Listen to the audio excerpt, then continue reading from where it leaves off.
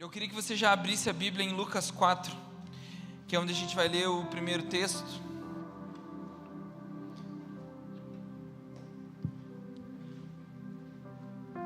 Em nome de Jesus. Senhor, que o Senhor fale conosco, Jesus. Eu oro para que o Espírito do Senhor seja liberdade aqui no nosso meio. Doce Espírito de Deus, tenha liberdade no nosso meio. Você é o governador disso tudo, Espírito Santo.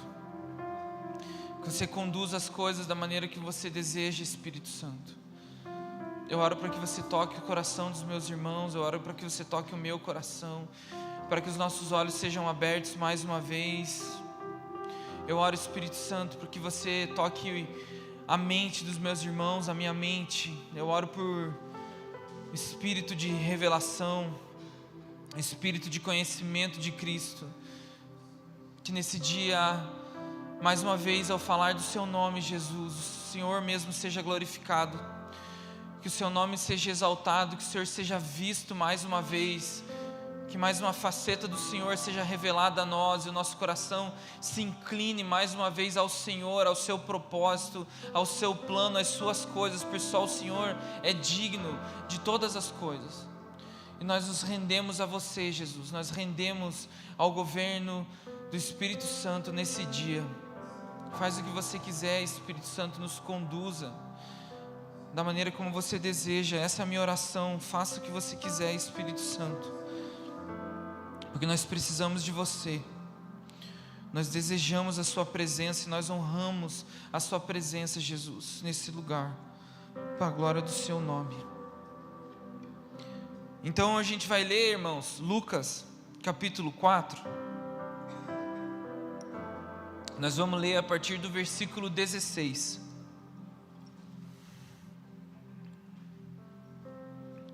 Esse trecho da Bíblia fala onde Jesus estava começando o seu ministério. E como o próprio texto diz, né, ele estava em Jerusalém, em Nazaré, e ele foi para uma sinagoga e entregaram para ele o livro de Isaías. Então Lucas capítulo 4, a partir do verso 16 até o 21, ele fala assim: Jesus foi para Nazaré, onde havia sido criado. Num sábado entrou na sinagoga, segundo o seu costume, levantou-se para ler. Então lhe deram um livro do profeta Isaías, e abrindo o livro achou o lugar onde está escrito: O Espírito do Senhor está sobre mim, porque Ele me ungiu para evangelizar os pobres, enviou-me para proclamar libertação aos cativos e restauração da vista aos cegos, para pôr em liberdade os oprimidos e proclamar o ano aceitável do Senhor. E tendo fechado o livro, Jesus o devolveu ao assistente e sentou-se, e todos na sinagoga tinham os olhos fixos nele. Então Jesus começou a dizer: hoje se cumpriu a escritura que vocês acabam de ouvir. Então Jesus, nessa leitura do livro de Isaías na sinagoga de Nazaré, é como se ele estivesse de fato falando a profecia que Isaías, profetizou há anos atrás, se cumpre hoje. Eu estou aqui para proclamar o ano aceitável do Senhor. É como se fosse a inauguração do Evangelho. A partir daí nós sabemos tudo o que Ele fez em vida, nós sabemos o quanto Ele se entregou, nós sabemos que Ele ficou próximo dos seus discípulos, que Ele morreu numa cruz por nós, para pagar o preço pelos nossos pecados, para cumprir a justiça de Deus, inaugurar um novo tempo, na era que é o tempo da graça do Senhor, o tempo onde nós podemos nos entregar a Ele, acessar a Ele pela sua graça. A Bíblia mesmo fala de que o pecado trouxe inimizade entre o homem e Deus, e Cristo veio na sua primeira vinda, na plenitude dos tempos, na hora certa, no lugar certo, para cumprir a profecia não só de Isaías, mas muitas outras profecias que falavam sobre Ele. Mas especificamente nesse dia, Ele abriu e falou: eu vim para proclamar o ano aceitável do Senhor. Só que eu não sei se você já teve até curiosidade ou não, mas a profecia, a parte do livro de Isaías que ele leu, foi Isaías capítulo 61. E eu queria que você abrisse comigo, porque eu quero ler junto com você o original. que Jesus leu. Então, Isaías capítulo 61 é essa porção, né, da Torá, essa porção do Tanakh, do Velho Testamento, junto com os profetas, que Jesus leu naquele dia.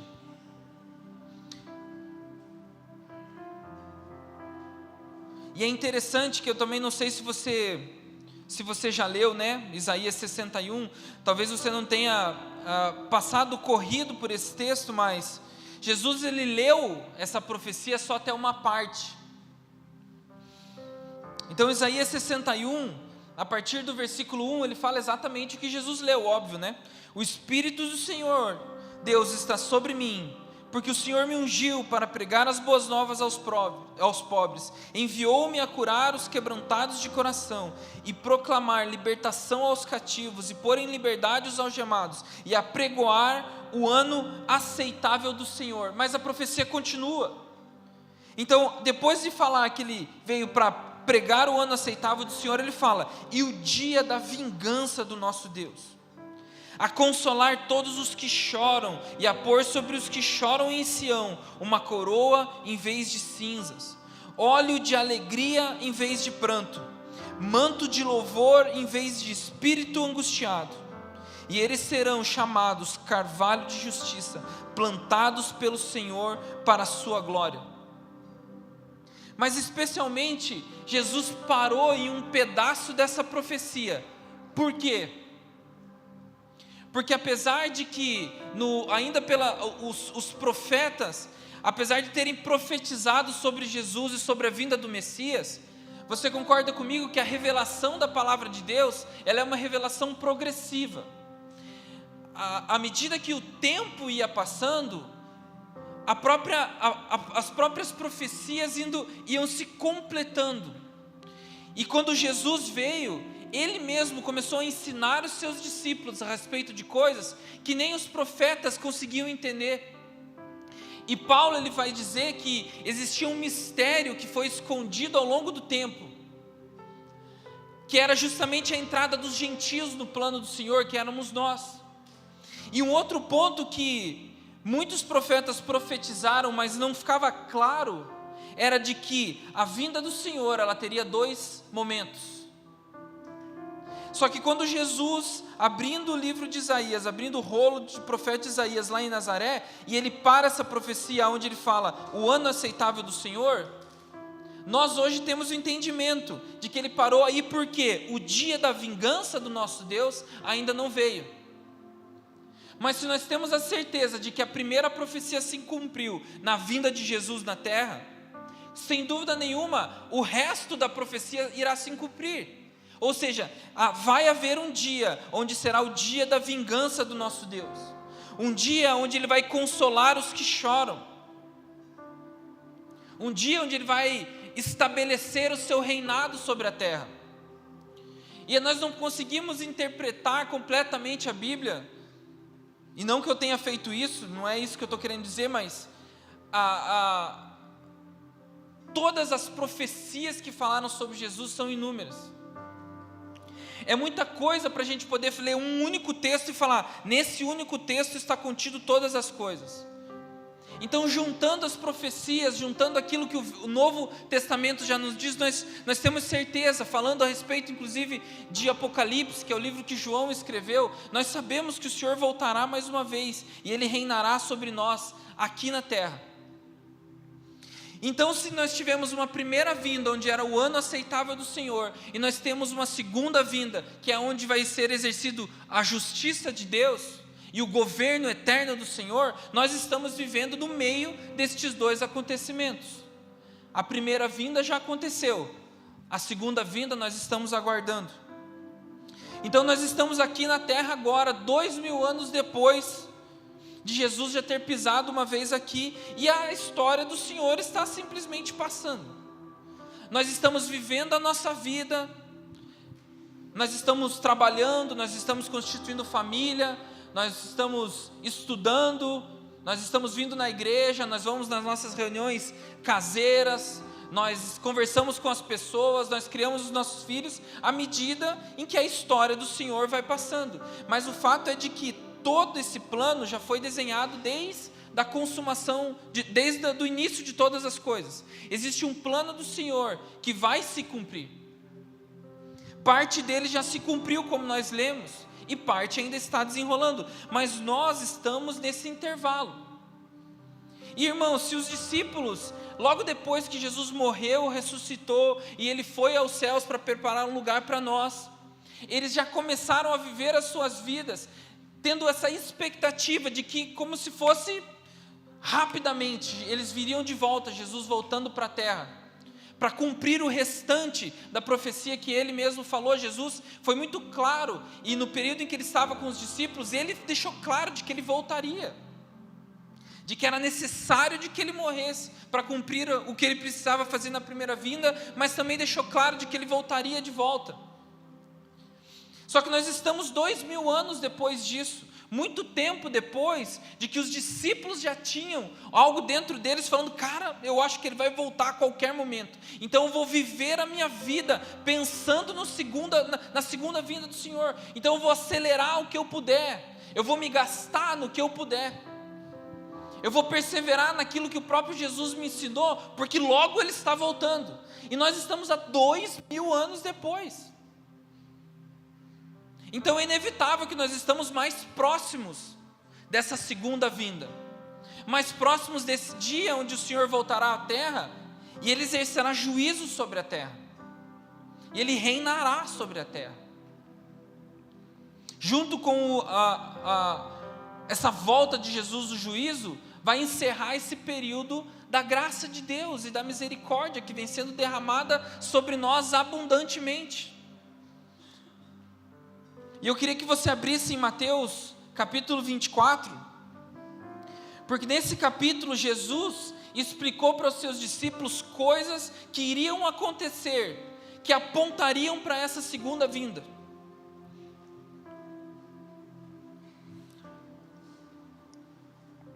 Coisas que nós já estamos vendo que estão acontecendo nos nossos dias.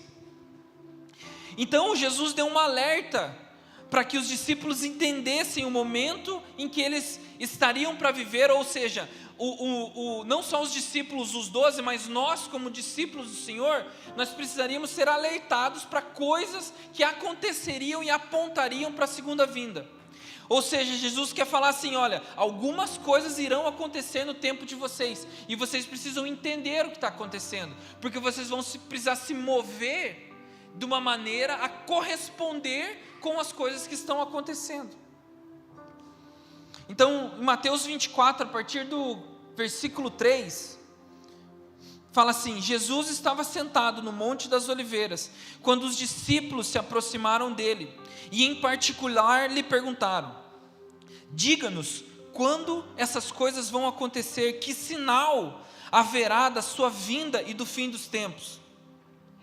Então, como eu falei, só por esse versículo já fica claro em que os discípulos já sabiam que Jesus voltaria mais uma vez, porque eles mesmos perguntam para ele: o que vai acontecer? Quais sinais haveriam da sua vinda? Se Jesus estava ali, então eles sabiam: não, ele vai embora, ele vai voltar. E o que Jesus respondeu? Tenham cuidado para que ninguém os engane. E eu quero que você guarde essa palavra, engano, porque o engano vai ser uma das coisas mais abundantes no nosso tempo, especialmente próximos da vinda do Senhor. O engano já começou a acontecer desde os primeiros séculos, mas se tem uma coisa que vai se acelerar nos nossos dias, é o engano. Então Jesus alertou: cuidado para que ninguém os engane, porque muitos virão em meu nome dizendo: eu sou o Cristo, e enganarão a muitos. E vocês ouvirão falar de guerras e rumores de guerra. Fiquem atentos e não se assustem, porque é necessário que isso aconteça, mas ainda não é o fim. Porque nação se levantará contra nação e reino contra reino.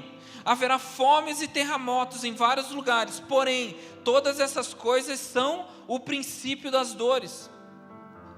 Vocês serão entregues para serem maltratados, e eles os matarão.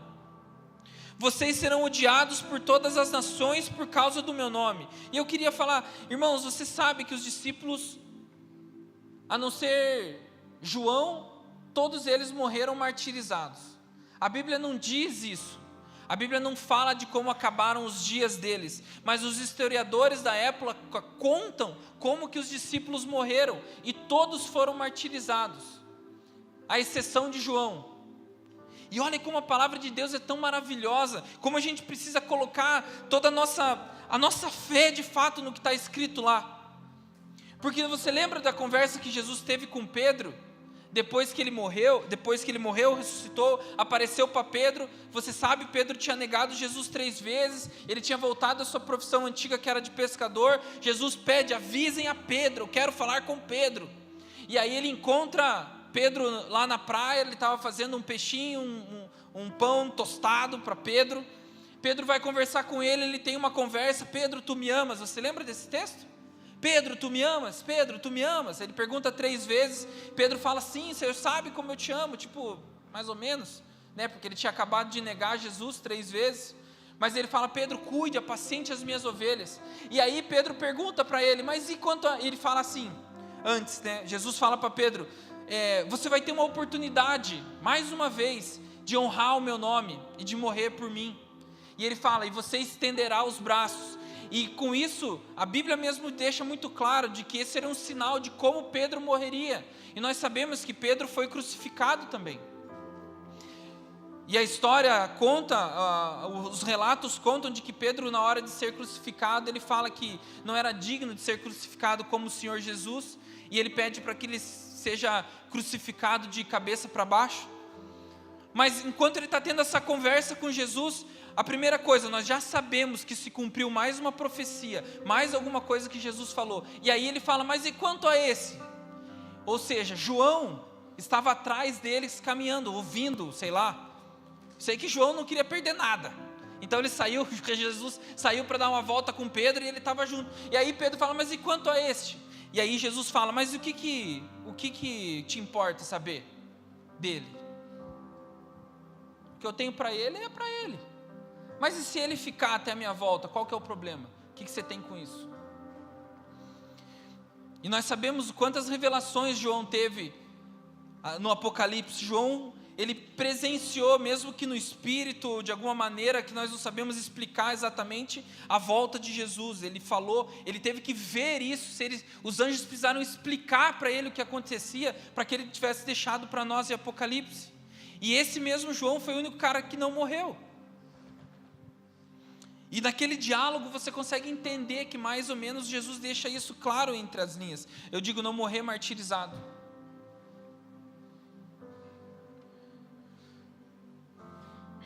Então aqui diz, né, vocês serão entregues para serem maltratados e eles os matarão. Então os discípulos foram mortos, mas você sabe que a morte não parou neles. Os primeiros discípulos foram completamente perseguidos. Você sabe, no ano 70, o templo foi destruído.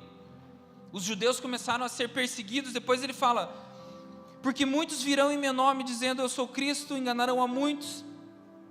Vocês serão entregues a serem maltratados, e eles os matarão. Vocês serão odiados por todas as nações por causa do meu nome. O que aconteceu na era do nazismo? No Holocausto, onde os judeus eram completamente ignorados. Eles foram mortos, 6 milhões de judeus. O mundo odiava os judeus. Eu não sei se você sabe, mas um homem que nós sempre falamos muito bem dele, e precisamos falar mesmo, que foi Lutero, o homem que inaugurou, né, a reforma protestante, foi corajoso o suficiente para peitar a igreja católica e falar: não, vocês estão lendo só vocês as escrituras, interpretando elas da maneira como vocês querem, vendendo indulgências, cobrando para as pessoas irem para o céu. E isso não está errado, a salvação é pela fé. Mas esse mesmo cara, ele pregou muito a respeito do antissemitismo. Tem alguns relatos do que Lutero fala que são terríveis, falando contra os judeus. E Jesus disse aqui, vocês serão odiados por todas as nações por causa do meu nome. E nós estamos vendo isso acontecer de volta. É muito doido, a gente está falando de profecias, a gente está falando de apontamentos para o futuro, de coisas que já aconteceram, coisas que vão acontecer, mas quando você lê materiais de historiadores, de pastores ou de teólogos, antes da reconstituição do Estado de Israel, era uma coisa absurda falar que existiria de volta um país Israel, um país onde os judeus voltariam de várias nações e chegariam lá, se juntariam lá no mesmo lugar, onde todas essas coisas aconteceram, porque era uma coisa tão maluca, apesar de ter a profecia, era uma coisa muito doida. Cara, isso aconteceu agora, 60 anos atrás, 70 anos atrás, uma coisa que ninguém imaginava. Os caras ficaram mais de 1900 anos sem a terra, e eles voltaram para a terra. Existe um estado de volta de Israel, um estado judeu, e a gente não quero nem entrar no assunto, nem gastar tempo se aquele Israel é o da Bíblia ou não. O fato é de que os caras estão lá novamente, mesmo sendo perseguidos. Então as profecias, nós precisamos colocar a nossa vida, a nossa fé apoiada no que a palavra diz para nós, porque nós estamos vivendo um tempo onde as coisas estão se cumprindo, e nós precisamos estar atento para aquilo que o Senhor está fazendo, para que a gente não seja enganado. E a única maneira de nós não sermos enganados é nós entendermos a palavra, nós ouvirmos a profecia e colocar toda a nossa fé nisso e falar: eu acredito que isso vai realmente acontecer. E à medida que ele aconteça, nós precisamos nos posicionar, para que a gente não seja enganado. E fica muito claro, irmão, quando você começa a ler a Bíblia, de que o homem não é o centro do plano de Deus. Eu falei, o plano de Deus está se desenrolando desde sempre, e o plano vai acontecer, porque Ele é governador sobre todas as coisas. O Senhor nunca perdeu o plano dEle, o Senhor nunca perdeu o governo, a administração do mundo. Tudo corre conforme os desejos do Senhor. E isso às vezes é um parafuso na nossa mente, porque a gente pode pensar: ah, mas olha o tanto de porcaria que está acontecendo, então o Senhor está deixando. Irmão, amadureça. Nós precisamos amadurecer. Nós precisamos ler a Bíblia. Nós não somos o centro da mensagem do Senhor, nós não somos o centro do plano de Deus, nós só estamos aqui para contribuir com aquilo que Ele já está fazendo, e entender que o plano dEle é maior do que o nosso. Existe uma prioridade, nós precisamos priorizar o plano de Deus, ao invés dos nossos planos. E hoje, a gente pode falar nos nossos dias, isso não é exclusividade nossa, mas está cada vez mais, parece que latente nos nossos dias, e nós estamos vivendo isso, nós estamos sendo afetados por homens que estão usando Deus para cumprir os seus planos e os seus projetos. Como eu falei, não é exclusividade nossa, não é exclusividade do Brasil, mas nós estamos todos vivos aqui nesse lugar, olhando, assistindo na televisão, nas redes sociais, os homens usando o Senhor para cumprir os seus próprios planos, priorizando os seus planos, e além de priorizar, usando o Senhor, usando a palavra de Deus, usando a Bíblia, muitas vezes, para instituir reinos que são deles mesmos. E através disso eles conseguem domínio sobre o povo, através disso eles conseguem dinheiro, através disso eles conseguem fama. Os homens estão usando o Senhor. E o Senhor parece que, para mim, ainda derrama a sua misericórdia sobre a terra. Porque você acha que Deus não está vendo que ele está sendo usado? Que os seus dons estão sendo usados para o próprio prazer? Claro que Ele está, irmão. É claro que Ele está. Isso é óbvio.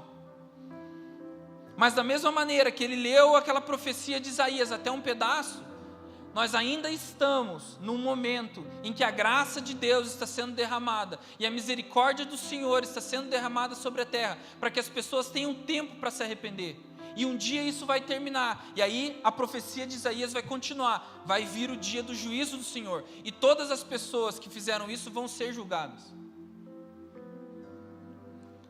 Mesmo a gente não tendo a capacidade de entender completamente o plano do Senhor, até porque, como eu falei, esse plano ele vem sendo desenrolado os desejos do Senhor vêm sendo revelados ao homem de maneira progressiva. Então como que nós podemos falar que nós sabemos completamente o plano de Deus? Que nós temos a revelação completa de tudo? O fato é de que sim, nós temos hoje na nossa mão a disponibilidade de ter a Bíblia completa. Completa entre aspas, eu digo, nós temos Velho Testamento, nós temos Novo Testamento. Nós sabemos que as palavras foram provadas ao longo do tempo.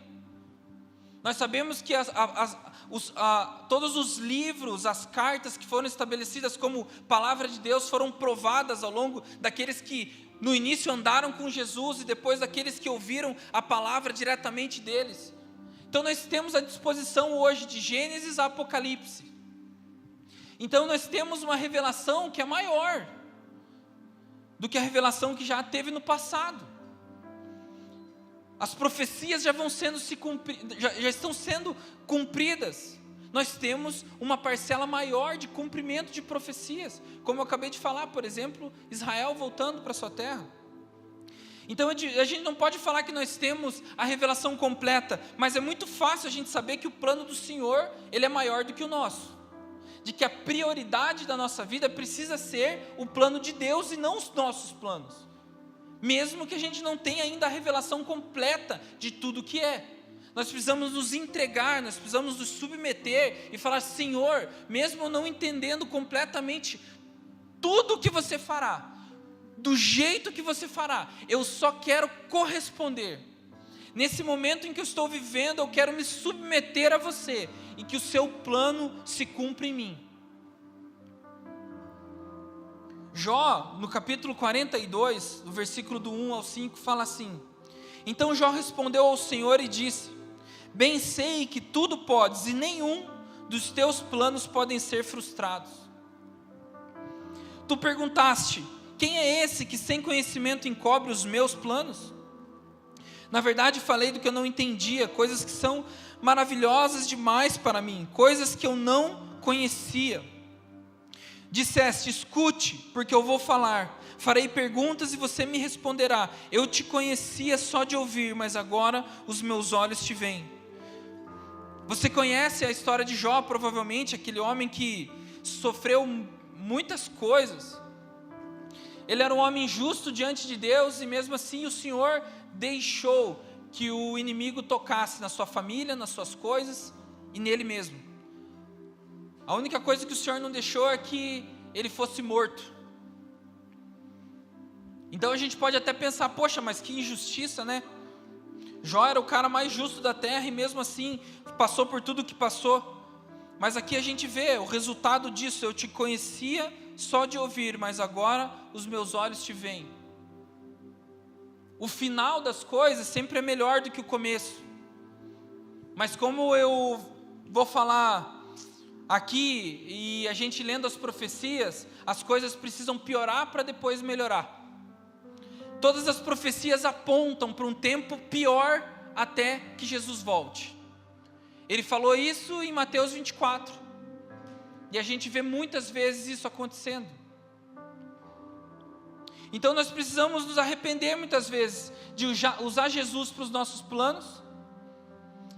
E também quando as coisas acontecem de uma maneira que nós não desejamos, ou que nós não imaginaríamos que aconteceria. Então às vezes acontece alguma coisa na sua vida, ou na sua casa, na sua família, na igreja, com os teus amigos, e você: puxa Deus, eu não imaginava que ia acontecer desse jeito. E aí nós acabamos culpando o Senhor. Isso na verdade é uma baita de uma falta de fé. Porque quando a gente culpa a Deus por uma coisa que acontece, que nós não entendemos, na verdade nós estamos falando: o Senhor não está governando a sua terra direito. Você está deixando essas coisas acontecerem quando você deveria fazer outra coisa. É mais ou menos a briga que Jó tinha. Porque Jó queria uma entrevista com Deus. Ele queria sentar na frente do Senhor e perguntar para ele: Senhor, você não viu o quanto eu sou justo? Qual que é a bobagem que você está fazendo, deixando acontecer tudo isso com a minha família? Então, todas as vezes que nós nos levantamos contra alguma coisa e questionamos Deus, o porquê que está acontecendo exatamente daquele jeito, a primeira coisa que nós precisamos pensar é se nós temos pecado, né? Se a gente está pecando deliberadamente, abrindo espaço para que Satanás atue completamente na nossa vida, nós temos altos problemas, já está bem óbvio, mas muitas vezes as coisas não acontecem do jeito que a gente quer, mesmo nós estando ali devotos. Mas o Senhor, meu amigo, está no governo de todas as coisas, nada fugiu da mão do Senhor. Nada fugiu da mão do Senhor, o plano dele continua sendo desenrolado, irá se cumprir até o final dos dias. Se ele veio na plenitude dos tempos para inaugurar um tempo de graça e favor, ele voltará num dia para exercer juízo e governar a terra. Então nós não podemos negociar com Deus, irmão. Não se negocia nenhum termo com Deus. O que nós temos com o Senhor é como se fosse um contrato de adesão. Você já fez alguma vez algum negócio, alguma coisa, em que você tinha um contrato e a única coisa que você podia fazer é ler e assinar. Você não podia questionar alguma cláusula daquele contrato. Você não podia pedir, você pode adicionar alguma coisa aqui, ou você pode retirar essa multa contratual, ou você pode colocar aqui que na verdade você precisa me dar mais dinheiro ou menos dinheiro. Com o Senhor é mais ou menos a mesma coisa. Nós não podemos negociar os termos do acordo de uma vida cristã com o próprio Criador. Nós não podemos questionar como Ele está governando o mundo, e nós não podemos questionar de como Ele deseja que nós vivamos a nossa vida nessa terra. Nós só podemos aceitar e nos submeter ao que Ele fala.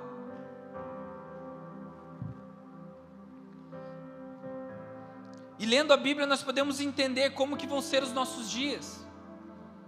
O que está passando nos nossos dias. Uma coisa que é tão boa para nós hoje é a personalização, né? Hoje as melhores coisas são personalizadas, as coisas mais atraentes para nós, elas são customizadas. Então nós temos carros customizados, nós temos aplicativos customizados, nós temos roupas customizadas, casas que são feitas exatamente do jeito que a gente quer. Essa personalização é uma marca hoje, né, do nosso dia. E você fala, cara, você tem um instrumento que é personalizado, sei lá, alguma coisa assim. Ou você escolhe aquilo que você quer ou não. Tipo, eu quero que as coisas se moldem da maneira como eu prefiro. Isso não funciona com o Evangelho. Nós não podemos personalizar, nós não podemos escolher partes do Evangelho que são melhores ou mais agradáveis para nós. Nós não podemos escolher as promessas que fazem sentido hoje para nós. E deixar de lado aquelas promessas que atacam os nossos desejos de agora. Nós precisamos se alimentar do Cordeiro como um todo, como o próprio Jesus fala. Nós precisamos nos alimentar dele completamente. Nós não podemos fracionar nada. Nós não podemos escolher aquilo que nos agrada e abandonar aquilo que não agrada. E isso está acontecendo, irmão. Será que você consegue ver isso como eu? Eu acredito que sim. As pessoas pegam as melhores partes, entre aspas, as partes que as agradam, e elas montam um Deus conforme aquelas partes, e elas começam a adorar aquele Deus que não existe. E isso é idolatria, porque você está adorando alguma coisa que na verdade não é Deus, porque é parcial. É o Deus da caixinha de promessa, é o Deus bonzinho do Novo Testamento que muita gente fala. As pessoas que falam que o Deus do Velho Testamento mudou, que ele era um Deus ruinzão e agora é um Deus bonzinho, precisa ler o final do livro, irmão. Precisa ler o último livro do Novo Testamento, que daí vai ver que ele é o mesmo Deus. Ele não muda. Ele é um Deus imutável. Nós não negociamos com ele e ele não muda. Ele é o mesmo ontem, hoje e para sempre. Isso é lindo, maravilhoso. Ele se apresenta como a cornerstone, como a pedra angular. uma coisa que não muda, uma coisa que traz forma, que traz prumo, e nós só precisamos nos adequar a Ele. Ele nunca vai se adequar a nós. Nós precisamos alinhar a nossa vida de acordo com a palavra de Deus e viver essa vida desse jeito. Essa é a única maneira de sermos salvos no final dos dias. É viver a vida de acordo com o que o Senhor pediu para que a gente vivesse. Se nós vivemos uma vida com parte do cristianismo, escolhendo partes que nos agradam, achando que nós estamos vivendo uma vida cristã, nós seremos surpreendidos nos últimos dias.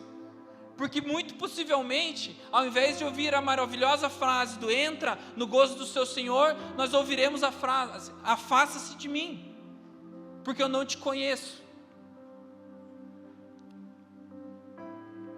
Então Ele é imutável. E é bom, as pessoas gostam de usar a parte imutável para as promessas, né? A promessa foi feita, então ela se cumprirá. O Senhor é fiel para cumprir tudo aquilo que Ele me prometeu. Eu não largo essa bênção, porque o Senhor é imutável. Se Ele falou, isso vai se cumprir. E é verdade. Tem muitas promessas que são maravilhosas para nós. Maravilhosas para nós. E de fato vão acontecer. Mas agora, aquilo também que não é tão agradável a nós, também vai acontecer. Porque Ele é imutável para toda a Bíblia. Ele é imutável para todo o seu plano, não só para partes dele. Então a gente tem ouvido muito coisas no sentido, nossa, a coisa está ficando tão feia, tantos escândalos, tanto engano acontecendo, eu acho que está ficando perdido, eu acho que as coisas não vão ter mais jeito. E a pergunta é, por que a gente tem ficado tão perdido? Por que a gente está se surpreendendo tanto? Se a Bíblia já nos aponta que as coisas ficariam muito ruins até que ficassem boas de volta.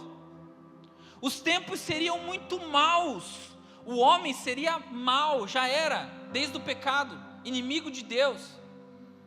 Mas a Bíblia mesmo fala de que se multiplicaria a maldade na terra, como Ele falou em Mateus 24. Então, como a gente se surpreende quando a gente vê a maldade sendo multiplicada? Nós não podemos nos escandalizar com isso. Quem se escandaliza é quem não viu a Bíblia. Nós ficamos tristes? É claro que sim. Isso mexe com o nosso coração? É óbvio. Óbvio que sim. Óbvio que sim. Mas surpresos, nós não podemos ficar. Porque a Bíblia já diz que seria desse jeito.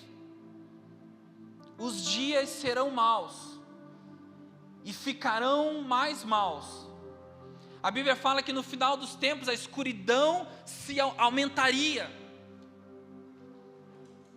Mas nós somos aqueles que somos da luz. Nós não só não nos surpreendemos, mas nós também estamos posicionados em cumprir aquilo que a palavra nos diz. Nós estamos posicionados com o nosso coração sem titubear, para falar, independente do que está acontecendo, eu me manterei firme, eu me manterei íntegro, eu me submeterei ao plano do Senhor, e mesmo que tudo esteja caindo, eu acredito, eu deposito a minha fé na palavra de Deus, e Ele vai voltar. Ele vai voltar. Pedro diz que as pessoas falavam que Ele nunca, será que Ele vai voltar mesmo? Questionavam. Já passou tanto tempo, as coisas não mudaram. E ele fala, Deus só está dando tempo para que as pessoas se arrependam. Então hoje, quando nós vemos tantas notícias, tanta porcaria acontecendo, é misericórdia do Senhor sendo derramada na terra, para que as pessoas possam ainda se arrepender, para que elas ainda tenham tempo para colocar o coração em submissão a Deus e falar, Senhor, me perdoa pelos meus pecados e por toda a porcaria que eu fiz, eu quero viver a sua vida, eu quero ter a minha vida salva. E essa mensagem, ela nunca foi pesada para os discípulos, pelo menos, não que ela não fosse pesada, mas eles não se surpreendiam com uma mensagem assim, porque eles viam o Senhor ensinando a eles diretamente a maneira de submissão. Mas a mensagem se tornou muito pesada nos nossos dias por conta dessa personalização do Evangelho, por conta da fragmentação da palavra de Deus, por conta de que cada vez mais, para agradar as pessoas, infelizmente as igrejas têm moldado todas as suas programações de uma maneira que agrade as pessoas. Para quê? Para que eles usem a palavra de Deus para riqueza, poder, dinheiro, manipulação. E isso é terrível. E que Deus nos livre disso, em nome de Jesus. Que Deus nos livre de programações para agradar as pessoas. Que Deus nos livre de fazer coisas interessantes para segurar as pessoas na igreja. Que Deus nos livre disso. E que coloque sempre dentro de nós um coração corajoso e fervoroso, zeloso pelas coisas e pela palavra de Deus. Para que a gente não divida nada. Nós queremos tudo do Senhor. Nós queremos participar dos sofrimentos dele e completar a medida dos sofrimentos de Cristo no nosso corpo. É isso que a palavra diz. Paulo fala disso, nós completaremos o restante do sofrimento no nosso corpo, se submetendo ao governo do Senhor no meio de um mundo caído, no meio de um mundo que fala de coisas que não tem a ver com a Bíblia, não tem a ver com o que nós acreditamos, mas nós não podemos ser enganados. Nós não podemos ser enganados no momento em que o mundo está sofrendo a pressão do engano. Então essa mensagem, ela não era pesada para os discípulos, eles não se surpreendiam, porque eles viam Jesus se submetendo sempre. Eles ouviram da boca do próprio Jesus a mensagem de que se você quiser ganhar a sua vida, você vai perder. E se você perder a sua vida, você vai ganhar. Ou seja, se você viver a sua vida de acordo com o mundo, de acordo com os valores que não são bíblicos, você vai perder a sua vida. Mas se você se dedicar e perseverar na doutrina dos apóstolos, se você perseverar naquilo que o Senhor deixou para nós na palavra de Deus, se você se submeter a Ele, se render a Ele, vai parecer para os olhos dos loucos da terra de que você vai estar jogando a sua vida fora, perdendo a sua vida, mas no final você vai ganhar a sua vida. E nós precisamos entender que existe uma coisa que é eterna, que é muito maior do que nós. A nossa recompensa, ela não veio nessa terra. As pessoas que querem as suas recompensas nessa terra, elas vão receber, mas vão ficar aqui. No final, vão ser jogados, infelizmente, num lugar onde foi preparado para o diabo e os seus demônios, que é o inferno, o lago de fogo. As pessoas vão para lá por quê? Porque quiseram a sua recompensa aqui. Jesus mesmo fala que os fariseus que oravam alto no meio das praças, e as pessoas, por que eles fazem isso? Jesus falou, bem, eles já receberam a sua recompensa, ou seja, a proeminência, a visibilidade, a honra, eles já tinham recebido. Então Jesus, ensinando os discípulos a submissão, por exemplo, em João 5:19 fala, então Jesus lhe disse, em verdade lhe digo que o filho nada pode fazer de si mesmo, senão somente aquilo que vê o pai fazer, porque tudo o que este o fizer, o filho também faz. Quando Jesus ensinou eles a orar, Mateus 6, portanto orem assim, Pai nosso que estás no céu, santificado seja o seu nome, venha o teu reino, seja feita a tua vontade, assim na terra como no céu. Quando Jesus estava no Getsêmani, Mateus 26, e adiantando-se um pouco, prostrou-se sobre o seu rosto, orando e dizendo, meu Pai, se é possível, que passe de mim esse cálice, contudo, não seja como eu quero, e sim como tu queres. Submissão atrás de submissão. O Filho de Deus veio à terra e se submeteu completamente ao plano do Pai. E nós precisamos nos submeter também. Nós precisamos priorizar o plano do Senhor ao nosso. Os nossos sonhos, os nossos desejos, as nossas vontades, elas só podem acontecer uma vez que elas estão submissas ao plano, à vontade e aos sonhos de Deus. O Gustavo até falou, né, no momento aqui do meio das ofertas, a respeito daquela pedra preciosa. E eu falo algumas vezes, né, de que, será que a nossa vida, ela está antes da pedra ou depois da pedra? Porque o cara que encontrou a pedra, ele fala que ele vende tudo que ele tinha para adquirir aquela pedra, ou seja, ele poderia ter todas as outras coisas, mas se ele não tivesse a pedra, nada seria de valor. Ou seja, vale você negociar todas as coisas do mundo, todos os seus desejos, todas as suas vontades, todos os seus sonhos, para ter a pedra de grande valor. Depois que você tem a pedra de grande valor e você começa a viver a sua vida, aí você começa a pôr os seus sonhos em cima da pedra. Você começa a colocar as suas vontades em cima da pedra, os seus desejos sobre ela. Você submete tudo à vontade do Senhor. Será que é isso, Senhor? Isso que eu estou fazendo, será que está alinhado com o seu plano, Senhor? Será que se eu me mudar de casa, isso tem a ver com o que você está falando? Será que ficar aqui tem a ver com o que você está falando? Será que é nessa igreja? Será que é na outra? O que eu tenho que fazer, Senhor? É essa faculdade? É a outra? O que eu preciso fazer, Senhor? Porque o que eu quero é fazer a sua vontade mais do que a minha vontade. Eu preciso cumprir a sua vontade, Senhor, porque eu amo você mais do que as outras coisas. Eu desejo você e a sua presença mais do que qualquer outra coisa. Então, não adianta eu querer cumprir algo que vai me agradar agora, se não agradar você por primeiro. Quando perguntaram para o Senhor qual é o principal mandamento, amarás o Senhor teu Deus de todo o seu coração, de toda a sua alma, de toda a sua força. Não adianta nós fazermos nenhum outro mandamento se a gente não estiver amando o Senhor sobre todas as coisas. A gente não adianta evangelizar, não adianta fazer igreja, não adianta pregar na praça, não adianta dar esmola, ajudar os irmãos, não adianta fazer nada, se o seu coração ainda não está amando o Senhor sobre todas as coisas. Porque não adianta a gente querer se concentrar em outras coisas, se a gente não faz o primeiro e maior mandamento. Em Mateus capítulo 26, a partir do verso 49, conta a história de quando Jesus foi preso, e fala assim: e logo aproximando-se de Jesus, Judas disse: salve mestre, e o beijou. Jesus porém lhe disse: amigo, o que veio fazer? Nisso, aproximando-se eles, agarraram Jesus e o prenderam. E eis que um dos que estavam com Jesus, estendendo a mão, sacou da espada e golpeando o servo do sumo sacerdote, cortou-lhe a orelha.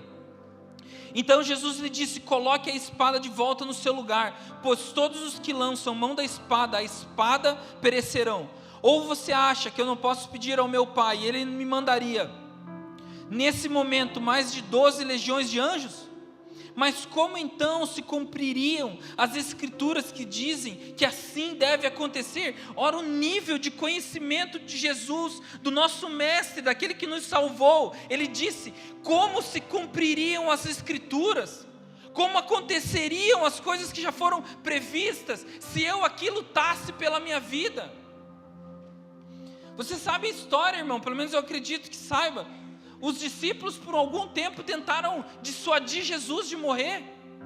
Quando ele começou a explicar para eles: eu preciso me entregar, se o grão de trigo não cair e morrer, ele fica sozinho, mas se ele morrer, ele dará muitos frutos. E o próprio Pedro, o cara que pegou da faca aqui e cortou a orelha do louco aqui, do sumo sacerdote, filho, sei lá o que é. É esse cara aí, servo. Pedro falou: não, Senhor, você não vai morrer, você está doido? Claro que não. Qual que foi a resposta de Jesus? Sai para lá, Satanás, você que atrapalha no meu caminho. Ou seja, Jesus ensinando a submissão, Jesus explicando a respeito das profecias, derramando sobre ele aquilo que as escrituras falavam, falando: a gente precisa se submeter, se entregar, cumprir o propósito. Os próprios discípulos ainda lutavam com isso, mas aqui ele deixa muito claro, e ele fala: você acha que eu não posso pedir ao meu Pai, e ele me mandaria nesse momento mais de 12 legiões de anjos para me tirar daqui? E quantas vezes nós estamos na frente de situações que o nosso desejo é: Senhor, me livre disso. Senhor, manda a sua provisão. Senhor, manda para mim coisas que me ponham os seus anjos acampando ao meu redor e tal. Faça alguma coisa, Senhor, mas me livre disso. Quando na verdade nós precisamos submeter ao processo que nós estamos vivendo. Nós estamos sendo processados pelo Senhor à medida que vivemos nessa terra. Porque nós nascemos de volta e nós seremos lá na frente uma coisa que nós ainda não somos. Nós teremos um corpo glorificado da mesma maneira que Jesus tem. Nós seremos livres do pecado para sempre. Nós viveremos em completa comunhão com o Senhor para sempre. Mas à medida em que nós vivemos a nossa vida aqui, nós estamos sendo processados por tudo o que está acontecendo. Nós estamos sendo esmagados por todo o processo do Senhor, que faz com que a gente sinta todas as dores de ser submisso. Mas tem que ser desse jeito. Foi assim que o Senhor escolheu. O planejamento dele foi cumprir o seu propósito através do homem pecador, mas o homem precisa ser amassado durante esse processo. O próprio Jesus, que a Bíblia fala que aprendeu a obediência pelo aquilo que sofreu, nós não podemos nos livrar disso. Nós precisamos abraçar o sofrimento, como Paulo fala, como parte da glória de Deus. Nós participamos da graça de sofrer como Jesus. Então nós não podemos fugir do propósito, porque se a gente fugir do propósito, imagina se Jesus fugisse do propósito. Ele, não fugindo e se entregando completamente, inaugurou o que nós vivemos hoje.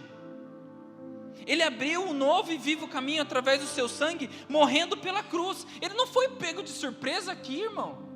Ele já sabia o que ia acontecer. Ele mesmo falou: eu que me entreguei. Ninguém toma a minha vida, mas é eu que entrego. Deliberadamente o Senhor saiu do lugar onde ele estava, de completa comunhão com Deus, para viver num corpo totalmente suscetível a todas as coisas da terra, para ser morto lá, pendurado na cruz. Mas ele sabia disso, ele não foi pego de surpresa. Quem achava que estava surpreendendo ele era o diabo. Mas ele venceu a morte. Através disso ele venceu a morte. Ele ressuscitou.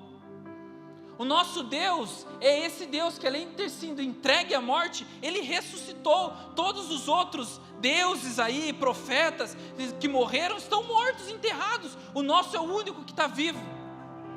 Está vivo, está no céu, com o mesmo corpo que ele comeu comida, bebeu as coisas com os apóstolos aqui na terra. Esse mesmo corpo está hoje lá em cima, sentado à destra de Deus, e ele mais uma vez voltará para essa terra.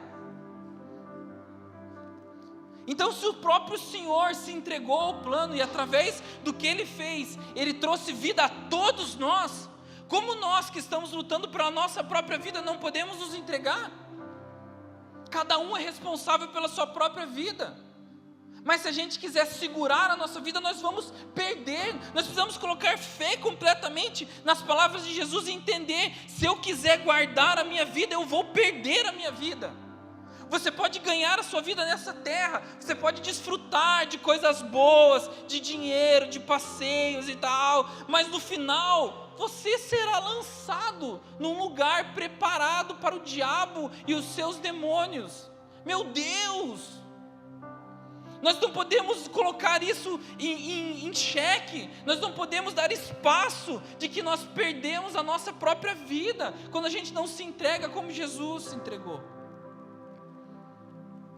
Então, naquele momento, se Jesus resistisse, na verdade poderia ser visto como uma vitória para muitos, mas na verdade seria desobediência.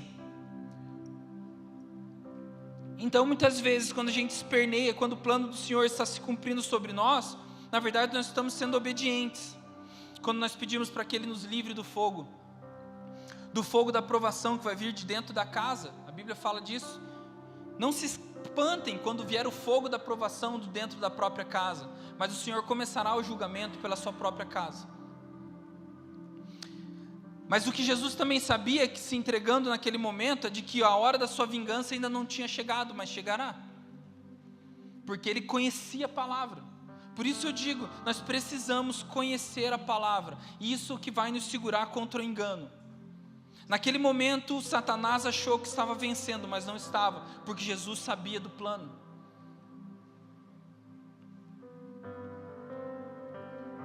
A nossa esperança, ela precisa se basear não só na morte de Jesus na cruz, mas na ressurreição.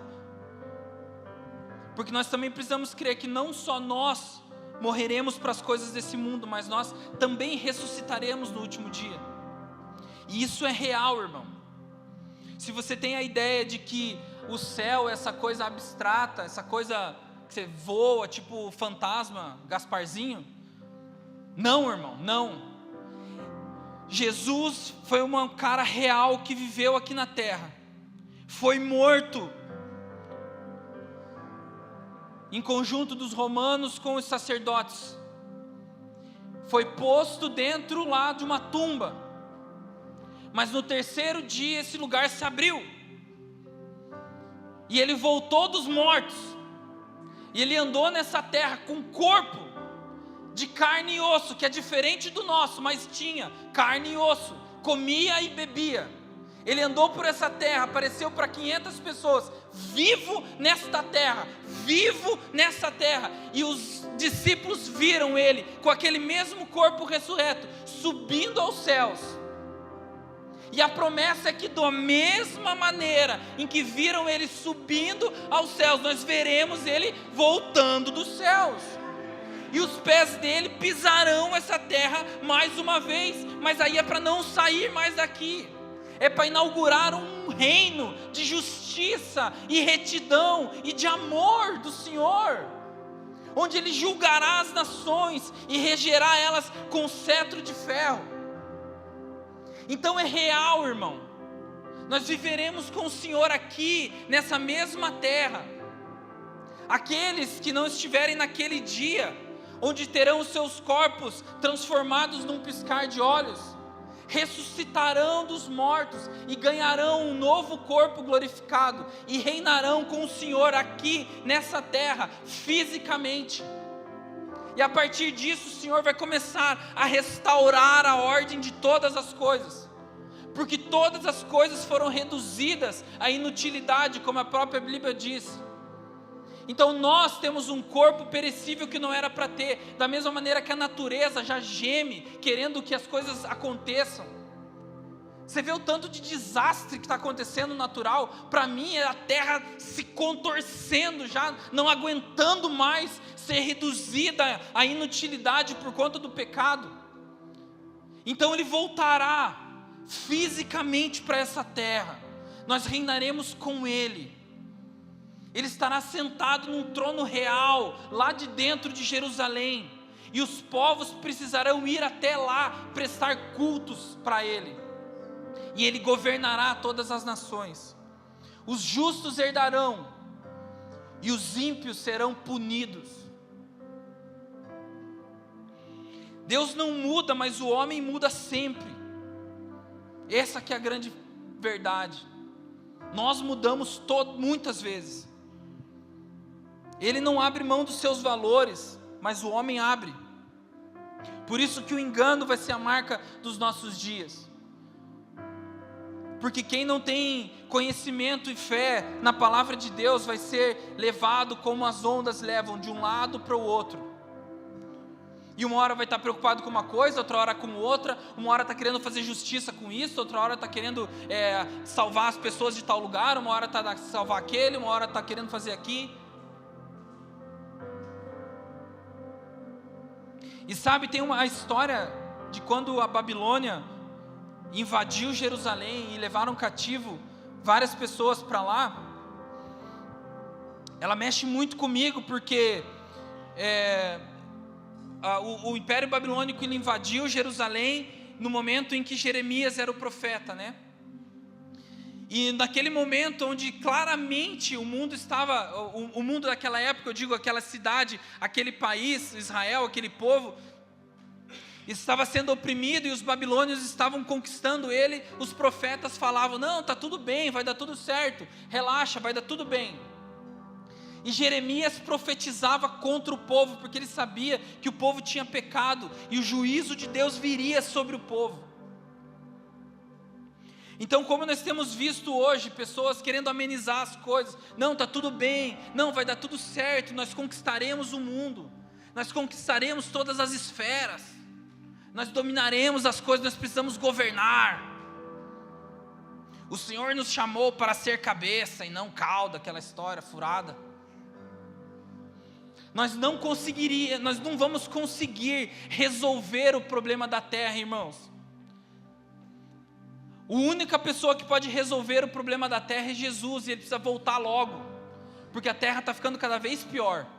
Nós não vamos resolver isso. Mas os profetas profetizavam bênçãos, enquanto Jeremias profetizava a justiça de Deus. E você conhece a história, né? Eles foram sim presos, eles foram para a Babilônia, eles foram oprimidos. Mas como que era a maneira que a Babilônia conquistava os seus povos? Não era só militar, eles não queriam invadir os povos e transformar todos em escravos e destruir todas as coisas, não. Eles queriam transformar os povos que eles conquistavam em babilônicos também. Então, a opressão era dentro da cabeça das pessoas.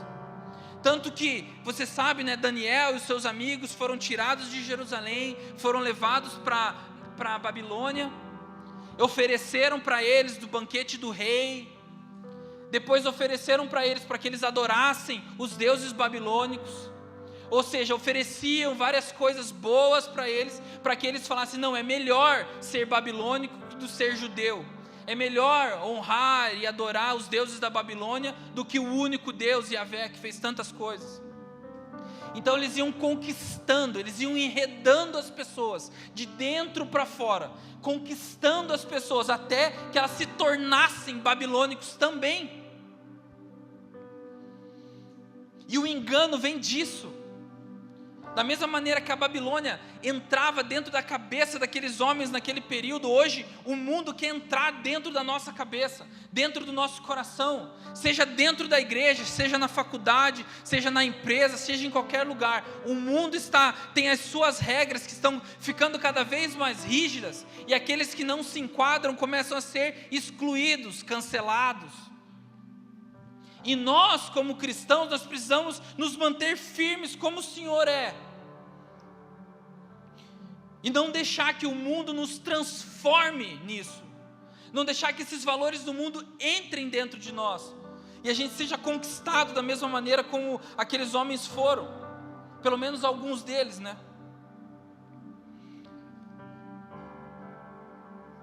Então, mais uma vez, gente, a coisa precisa piorar para depois melhorar. E nós não podemos nos espantar quando isso acontecer. Mas a misericórdia do Senhor está sendo derramada sobre a terra. Mesmo Ele assistindo todas as coisas que estão acontecendo, Ele ainda deseja que todos os povos se arrependam. E nós vivemos nesse período. Ao longo da história, Deus mostrou como Ele é tão maravilhoso e quanto Ele queria que a aliança dEle fosse real com Israel. Mesmo Israel fugindo dele, mesmo como várias vezes a própria palavra diz, né, que Israel, da mesma maneira que uma prostituta se prostituía com vários homens, eles fugiam dessa aliança que eles tinham com o Senhor, mas o Senhor sempre tentando trazê-los para perto. É o que o Senhor tem feito nos nossos dias. Essa misericórdia dele Ele quer puxar nós para perto de volta. Só nós precisamos estar atentos ao que Ele está fazendo. Nós precisamos ter essa consciência de que nós não podemos ser enganados e nós precisamos perseverar até o fim. Em Hebreus capítulo 10 fala: por isso não abram mão da confiança que vocês têm, ela será ricamente recompensada. Vocês precisam perseverar, de modo que quando tiverem feito a vontade de Deus, recebam o que Ele prometeu. Pois em breve, muito em breve, aquele que vem virá e não demorará. Mas o meu justo viverá pela fé, e se retroceder, não me agradarei dele. Nós, porém, não somos dos que retrocedem e serão destruídos, mas daqueles que creem e são salvos. Então, em nome de Jesus, nós precisamos nos manter firmes e perseverantes, porque o Senhor não agrada daqueles que retrocedem, mas que nós sejamos parte desse povo que será salvo. que não será pego de surpresa, que não será enganado pelas falácias, que não ficarão escandalizados com os problemas acontecerem, mas nós nos manteremos firmes, nós teremos essa contracultura, nós permaneceremos fiéis com o nosso coração zeloso por cuidar daquilo que o Senhor tem, por cuidar da sã doutrina, por pegar a palavra de Deus integralmente, mesmo que a gente precise sofrer, mas vai ser um sofrimento momentâneo, porque a glória que está por vir é muito maior do que os sofrimentos que nós teremos nessa vida. Nós não conseguimos ter a consciência do que é eterno. Isso é uma desgraça, porque eu acho que se a gente tivesse a real consciência de que nós viveremos a eternidade ao lado do Senhor, mas o que nós fazemos nessa vida vai garantir ou não isso. E irmãos, quando eu falo garantir ou não, não estou falando de salvação pelas obras, por favor, eu não estou falando que nós seremos salvos de acordo com as obras que nós fizemos, não é isso, nós somos salvos unicamente pela graça de Deus. A graça de Deus é como a mão do Senhor estendida para nós, e a fé é como a nossa mão que se estende para segurar a mão do Senhor. Nós não poderíamos alcançar nada se o Senhor não quisesse que isso acontecesse. Se Ele não se derramasse, se Ele não morresse e cumprisse o plano do Senhor na terra, nós nunca seríamos salvos. Nós estaríamos completamente mortos, separados do Senhor, que é o que nós merecemos como pecadores. George Whitefield fala que você querer se salvar através das obras é a mesma coisa de que você querer subir da terra até a lua por uma corda de areia. É impossível nos salvarmos porque nós somos bons. Nós não somos bons, todos nós somos pecadores. A questão é que tipo de pecador que a gente é. Aquele que faz as coisas repetidamente, sem prestar atenção no que está fazendo, ou nós somos aqueles arrependidos, que nós pecamos às vezes pecados diferentes, porque nós estamos sendo processados e esticados pelo Senhor. Quando a gente se chega a Deus e nós nascemos de volta, a gente não sabe nem por que se arrepender, porque você não conhece nada da Bíblia. O primeiro arrependimento, eu falo, é o arrependimento de estar com as costas voltadas contra Deus. Depois disso você começa a aprender de coisas que você precisa deixar, e você vai deixando. Mas nós somos pecadores. Um dia, no final de todas as coisas, nós seremos libertos do pecado completamente. Mas hoje nós estamos lutando com isso. Não tem como você não entender isso lendo as cartas de Paulo. Quem era Paulo? Simplesmente um dos caras mais importantes do Novo Testamento, irmão. Paulo se encontrou diretamente com Jesus. Ele fala que não se converteu quando Jesus estava na terra antes de morrer, mas ele fala: eu nasci como se fosse fora do tempo, porque eu recebi o evangelho do próprio Cristo. Esse cara disse que foi aos céus. Ele fala: eu fui ao terceiro céu e vi coisas que eu não posso nem falar. Esse mesmo cara fala: o pecado opera em mim de maneira que eu não consigo fazer o que eu quero. Dentro de mim eu sei que a lei é boa e eu quero cumprir, mas o pecado está dentro de mim, lutando contra isso. E ele fala: quem me livrará do corpo dessa morte? Sabe quem? Jesus, no final de todos os tempos, onde o nosso corpo será transformado. Mas até lá nós vivemos essa vida de deixar o pecado, de morrer todos os dias. Então nós somos pecadores, e Deus vai continuar usando homens pecadores. Se não fosse assim, Ele mandaria os anjos fazer o trabalho que precisasse fazer, ou Ele já tinha feito. Ele decidiu fazer através de nós. E em 2 Timóteo, Paulo fala essa carta é para Timóteo, como seriam os últimos dias, e talvez isso se aplique cada vez mais a nós. 2 Timóteo 4, a partir do verso 3: pois virá o tempo que não suportarão a sã doutrina, pelo contrário, se rodearão de mestres segundo suas próprias cobiças, como se sentindo coceira nos ouvidos. Eles se recusarão a dar ouvidos à verdade, entregando-se às fábulas. Mas você seja sóbrio em todas as coisas, suporte as aflições, faça o trabalho de um evangelista e cumpra plenamente o seu ministério. Irmão, a guerra está posta. As coisas estão correndo rapidamente para o desfecho de todas as coisas. E a gente vendo tudo isso, a gente não pode ficar parado e apático. A gente precisa fazer alguma coisa, a gente precisa se posicionar. Então, as forças contrárias ao Evangelho estão aí, e não são só os partidos de esquerda e tal, que ganharam as eleições, e o marxismo e toda essa história aí. Mas dentro da igreja, a hipergraça, o legalismo, os coaches e os dominadores das esferas, eles estão aí pegando o Evangelho limitado, pregando parte do Evangelho. E nós não podemos engolir isso, nós não podemos aceitar isso. Talvez aqui no Brasil a gente não seja perseguido como vários países aí da janela 1040 são. Pode ser que não sei. Mas nós temos liberdade de culto, nós podemos fazer o que a gente quer. Enquanto irmãos hoje já sofrem perseguição real, morte real.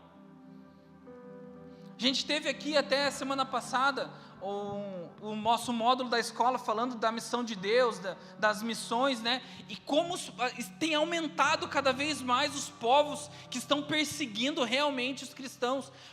Países aqui do lado, na América do Sul, tem perseguido os nossos irmãos.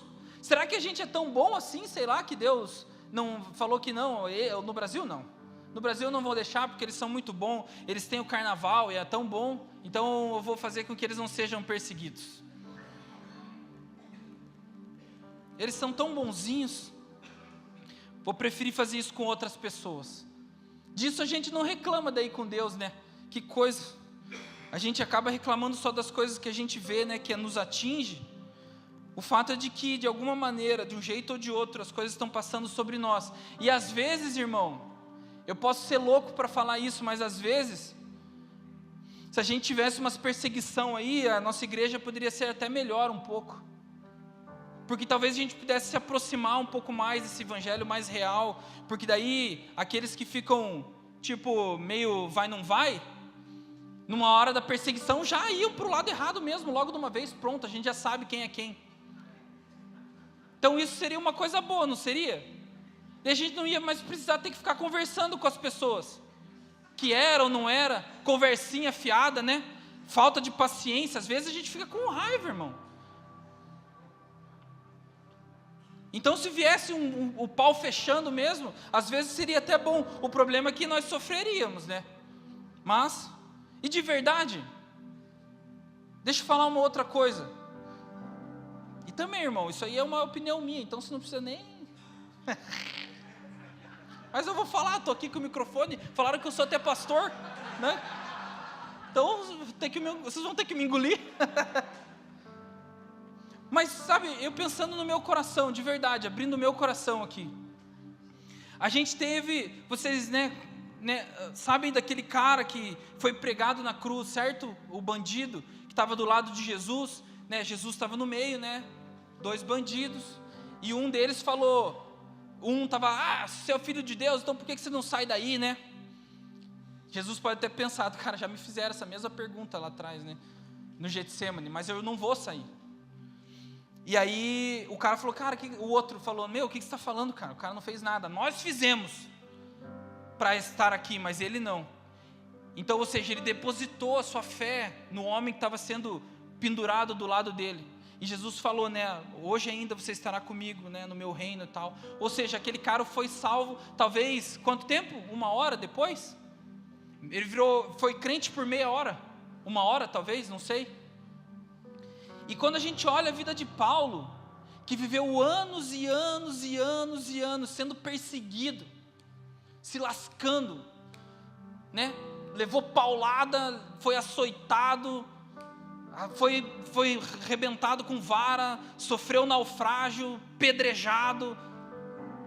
Ele fala de temores externos e temores internos. Ele fala da preocupação que ele tinha com as igrejas, que também era ruim para ele. Repreendeu os irmãos, levantou presbitérios, viajou, ficou preso na prisão Mamertina, num buraco lá, e no final da vida ainda teve a sua cabeça cortada em Roma. uma vida de perseguição, uma vida de entrega. Nasceu na fé, para receber uma palavra, uma profecia falando: o Senhor disse que você vai sofrer pelo Evangelho, cabe a você sofrer. Olha a vida desse cara. O que será que é pior? Você se deparar com uma situação onde você vai precisar escolher: morro ou não morro, nego ou não nego. Se você não nega, você morreu, pronto, está com o Senhor. Ou você passar uma vida inteira de submissão, uma vida inteira sendo perseguido, uma vida inteira, dedicação ao Senhor. Isso é tanto uma provação quanto um privilégio. Por isso que o próprio Paulo fala, é um privilégio não só participar da graça do Senhor, mas também do sofrimento. É esse cara que fala: a nossa leve e momentânea tribulação não se compara ao eterno peso de glória. A gente tem muita gente para ler na Bíblia. Eu não sei como as pessoas às vezes acham tanta coisa boa, às vezes a Bíblia parece que é só coisa ruim. Mas quando a gente vê o privilégio, quando a gente olha falando os salmos, que existem delícias perpétuas ao lado do Senhor, o nosso coração ele só vai ser preenchido por algo que é eterno. E a única pessoa que tem isso nas mãos é o Senhor. Nós não seremos preenchidos por mais nada. Nada nos dará satisfação, nada, nenhum prazer desse mundo nos dará satisfação.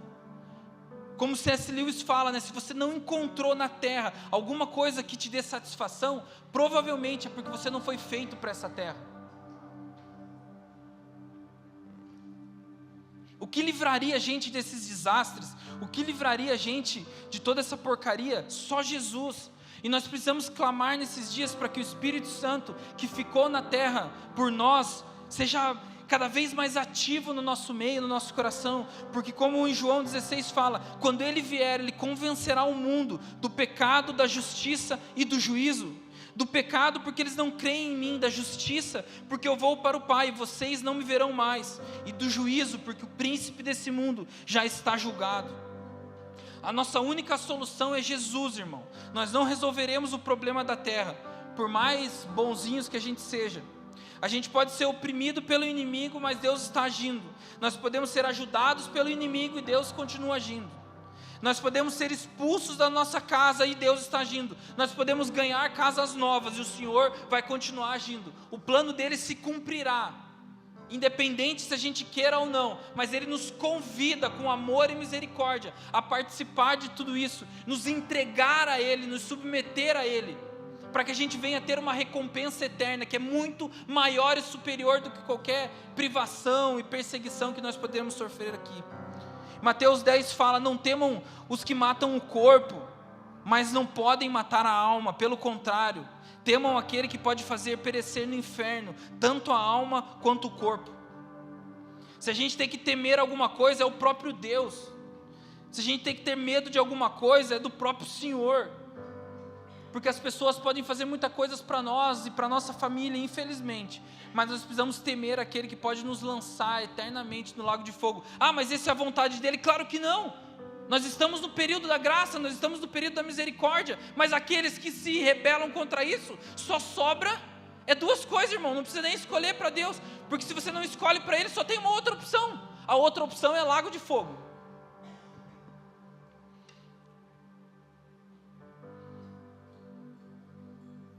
Então, novamente, né, eu queria caminhar para o fim aqui. Mas quando a gente lê o Apocalipse, vê que novamente essas mensagens, essa visão de João que fala a respeito da Babilônia, eu não consigo não conectar isso com o que aconteceu lá atrás, no período de Jeremias, de Daniel e dos amigos dele. Como eu falei, a Babilônia entrava dentro da cabeça das pessoas e hoje o mundo quer entrar dentro da nossa cabeça. O engano está sendo cada vez mais falado. Muitas coisas vestidas de coisas boas, mas são ruins por dentro. Muitas coisas que pegam parte de coisas boas e deturpam. Todas as heresias, todas as seitas começam com uma linda passagem da Bíblia interpretada de maneira errada. Um lindo versículo da Bíblia que é colocado num contexto errado. uma pessoa que fala de maneira muito linda e graciosa: eu recebi uma revelação de um anjo de Deus, e essa revelação não está na Bíblia. Pula fora, irmão. Pula fora. Se você ouvir qualquer coisa que não esteja na Bíblia, pule fora. Engano do Senhor. Engano.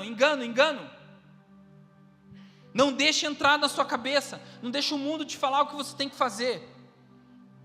Não deixe o mundo te falar que vida aqui realmente é boa. Não deixe, não seja enganado. Leia a Bíblia, ame a Bíblia.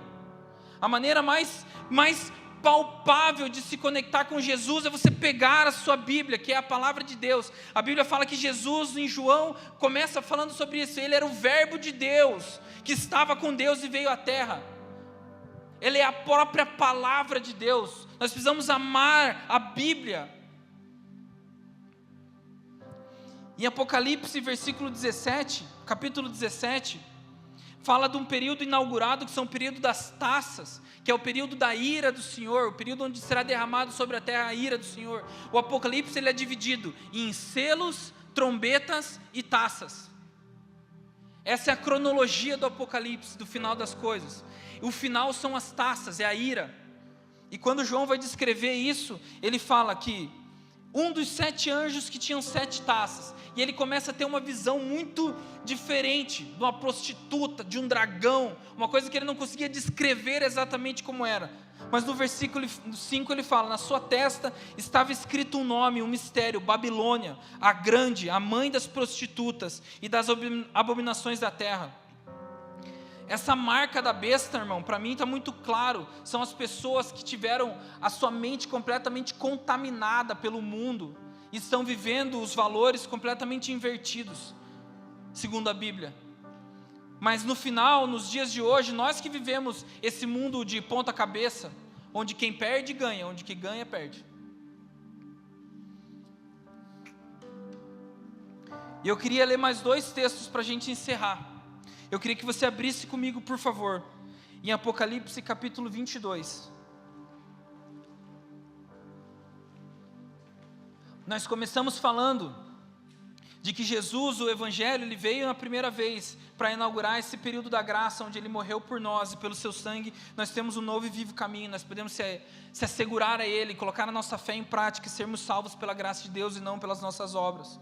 Mas aí, no final das coisas, ele voltará.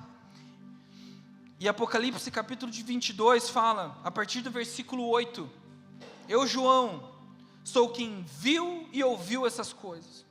E depois de ter ouvido e visto, prostrei-me diante dos pés do anjo que me mostrou essas coisas para adorá-lo. Mas ele me disse: não faça isso, sou um servo de Deus, assim como são vocês e os seus irmãos os profetas, e como são os que guardam as palavras desse livro. Amém, somos nós, em nome de Jesus. E ele fala: adore a Deus. E disse-me ainda: não cele as palavras da profecia desse livro, porque o tempo está próximo. Continue o injusto a fazer injustiça, e continue o imundo a ser imundo, e o justo continue na prática da justiça, e o santo continue a santificar-se. Essa é a visão dos últimos dias. O injusto fazendo injustiça, e o imundo sendo imundo, enquanto o justo vai ser a prática da justiça, e o santo a santificar-se. Essa luta entre o justo e o impuro vai ficar cada vez mais claro quem são os impuros e quem são os justos. Eis que venho sem demora, e comigo está a recompensa que tenho para dar a cada um segundo as suas obras. Eu sou o alfa e o ômega, o primeiro e o último, o princípio e o fim. E bem-aventurados aqueles que lavam as suas vestes, para que tenham direito à árvore da vida e entrem na cidade pelos portões. Fora ficarão os cães, os feiticeiros, os impuros, os assassinos, idólatras, e todo aquele que ama e pratica a mentira. Eu, Jesus, enviei o meu anjo para dar testemunho dessas coisas a vocês nas igrejas. Eu sou a raiz e a geração de Davi, e a brilhante estrela da manhã. E o Espírito e a noiva dizem: vem. E aquele que ouve, diga: vem. E aquele que tem sede, venha, e quem quiser receba de graça a água da vida. Hoje nós continuamos nesse mesmo período, onde quem quiser receberá da água da vida, vai poder beber do Senhor, ser cheio da água da vida que o Senhor falou lá para aquela mulher no poço, aquela mulher samaritana. E Ele fala: se você beber essa água gerará uma fonte que jorrará para a vida eterna. Nós ainda estamos nesse período, então nós precisamos se achegar a Deus através da sua graça, para que a gente receba dessa água da vida, para que jorre para a vida eterna. E o último texto, João 13, do 21 ao 25. Depois de dizer isso, Jesus se angustiou em espírito e afirmou: em verdade, lhes digo que um de vocês vai me trair.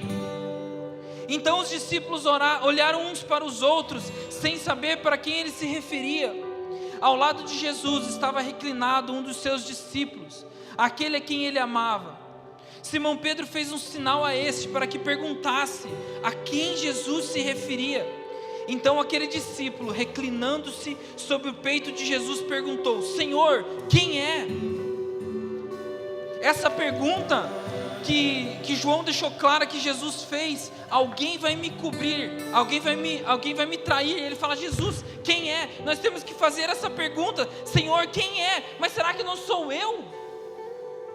Nós temos que olhar esse texto e falar: Senhor, nesses dias de tanto engano, nesses dias em que a verdade está sendo diluída, será que não sou eu que vou te trair? Nós precisamos clamar pela misericórdia de Deus, para que os nossos olhos sejam abertos, para que o nosso entendimento seja ampliado, para que o Espírito Santo que vive dentro de cada um daquele que se entregou ao Senhor, revele o Cristo dentro de nós, para que nós sejamos encontrados fiéis até o último dia, e não sermos aqueles que vão ser enredados por esse pensamento maldito babilônico, e a ponto de trair Jesus. Judas estava na mesa do Senhor. Judas estava ouvindo o que João estava ouvindo, estava ouvindo o que Pedro estava ouvindo.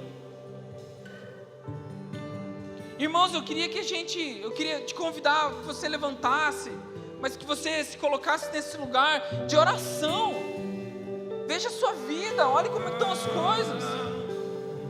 Todo o culto não é um momento em que a gente pode fazer alguma coisa para nós mesmos, mas é um momento de exposição ao Senhor, e eu espero que o Espírito Santo cumpra o que Ele quer fazer, porque não tem a ver com a gente, mas tem a ver com Ele. Mas Senhor,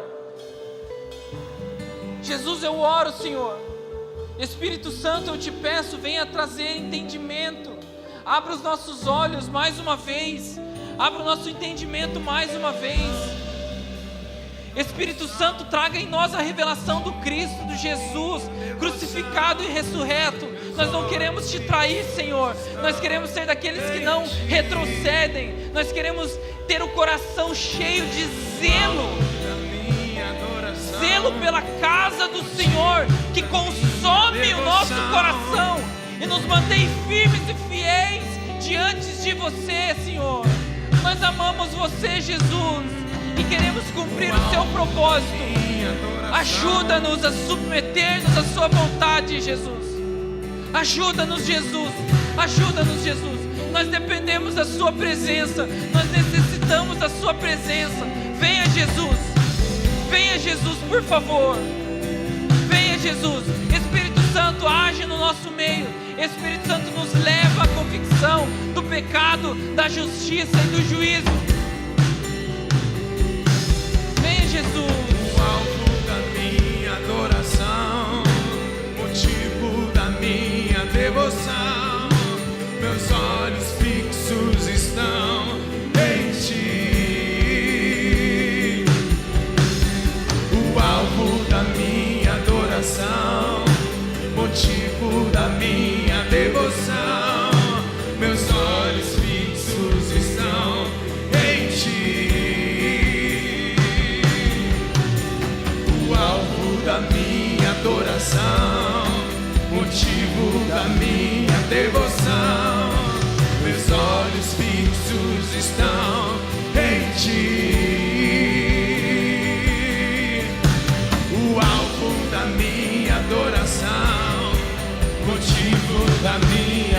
devoção.